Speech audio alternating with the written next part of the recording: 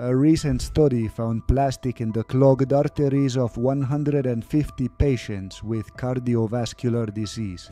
Atherosclerotic plaques are responsible for heart attacks and strokes that occur in people with cardiovascular disease. Atherosclerotic plaques are abnormal accumulations of material within the inner layer of the arterial wall, consisting of white blood cells, cellular debris, fats, calcium, and fibrous connective tissue. They are highly prevalent in the global population. It is estimated that more than 50% of people over 50 have atherosclerotic plaques in their carotid arteries, and over 30% of people over 65 have atherosclerotic plaques in their coronary arteries.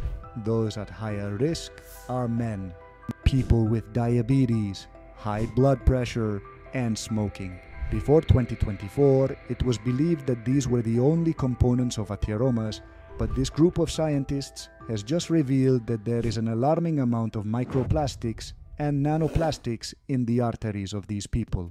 The atheroma grows as the previously mentioned compounds accumulate in it. This includes plastic. This narrows the open space within the artery and restricts blood flow to organs and tissues. In the worst-case scenario, an atheroma can burst and trigger the formation of a blood clot that completely blocks the artery. The modern world is no longer a natural world. We're in an era where most of the food is synthetic, processed, and full of preservatives and colorings. In addition to this, drinking water from plastic bottles became fashionable, thinking it's the healthiest way to do so, which is not true. And as if that were not enough, our oceans are full of plastic. Plastic that slowly decomposes into microplastic and nanoplastic particles, microplastic that our fish ingest, thinking it's food. Microplastics that we then eat when we eat the fish, and ultimately microplastics that end up in our arteries, contributing to the growth of atheromas that will eventually lead to a heart attack. See how everything is connected. Today we know that there are more than 100,000 plastic particles in each liter of bottled water, and an alarming number of 90,000 particles are nanoplastic, while only 10,000 are microplastic. It's also believed that nanoplastics are more toxic than microplastics because their extremely small size allows them to easily enter human body cells. But how does plastic end up in an atheroma that eventually breaks off, causing a heart attack or stroke? Actually, the explanation is simple. Water bottles exposed to the sun, or those that are frequently reused, they start to decompose in the water we drink. From there come microplastics, those particles visible only with a microscope. But also nanoplastics come out, particles 1,000 times smaller than those of microplastics, only visible with special multidimensional profiling techniques of individual particles. These two types of plastic compounds enter our stomach when we drink water or eat animals exposed to plastic. When food is processed in the stomach and intestine, we end up absorbing this plastic that manages to pass through the intestinal wall to reach our bloodstream. Remember at the beginning I mentioned that in the atheroma there was presence of white blood cells. A very specific type of white cell, called macrophage, is responsible for carrying microplastic and nanoplastic into the walls of your arteries. Macrophages are designed to protect us from bad cells and compounds harmful to our body. They're called macrophages because they are large white cells that eat these compounds, hence their surname phages from the Latin for eat. However, God did not create macrophages to eat plastic, so when they do, they cannot get rid of it, it just accumulates in them, and in turn, macrophages accumulate in the arterial wall. Macrophages are also responsible for consuming bad cholesterol in our blood, and these also build up in the wall from our arteries. When macrophages are activated, they release cytokines, molecules that promote inflammation. Chronic inflammation in the arterial wall further damages the endothelial cells and facilitates the accumulation of more macrophages and immune cells, making the atherosclerotic plaque grow more with each passing day.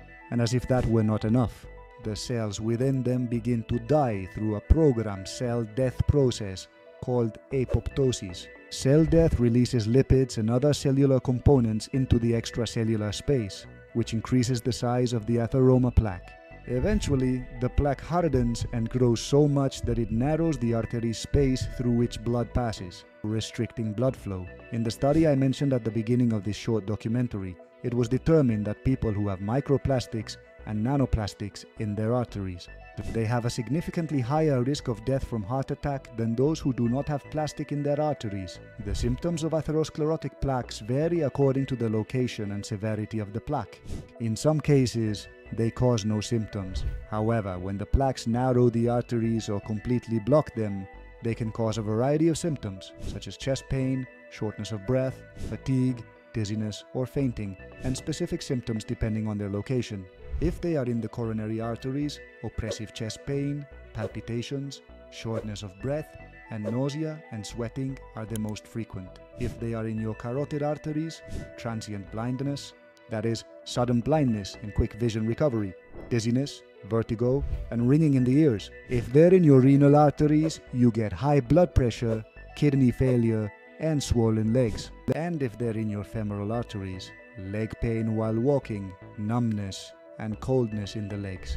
Therefore, I offer the following recommendations for you to share with your friends and family to protect your health and the environment. It's essential to adopt a healthy lifestyle and a balanced diet. This not only reduces the risk of cardiovascular diseases such as atherosclerosis, but also helps to lower exposure to microplastics and nanoplastics. At home, cut down on plastic use, swap water bottles for thermoses, use cloth bags for shopping, and avoid plastic straws and cutlery. Choose products with glass or metal packaging. Wash fruits and vegetables thoroughly to remove microplastics from the surface. Drink filtered water and avoid personal hygiene products with microplastics, like facial scrubs or toothpaste. Away from home, eat fresh food and avoid processed foods, as these often contain microplastics as additives. Choose restaurants committed to sustainability and reducing plastic. Avoid consuming farmed fish, because they can contain microplastics in their digestive system. To prevent the formation of atheromas in your diet, consume a diet rich in fruits, vegetables, whole grains, and legumes.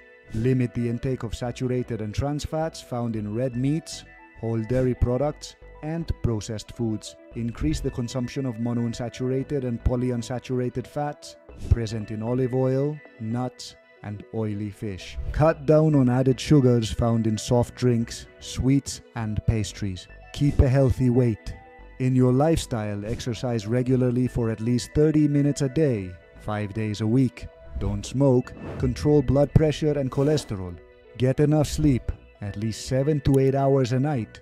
Manage stress in a healthy way. Remember to give a like and share if you learned something new. If you want to learn how to create content, like what you just saw in this video and live off YouTube, I'm leaving a free class in the description section and the first comment of this video.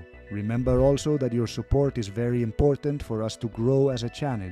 You can buy your Tuvi membership for very little money and access all the benefits we offer to our members. I truly appreciate it. Next, you will see 2 videos that are of interest to you. Sending you a hug.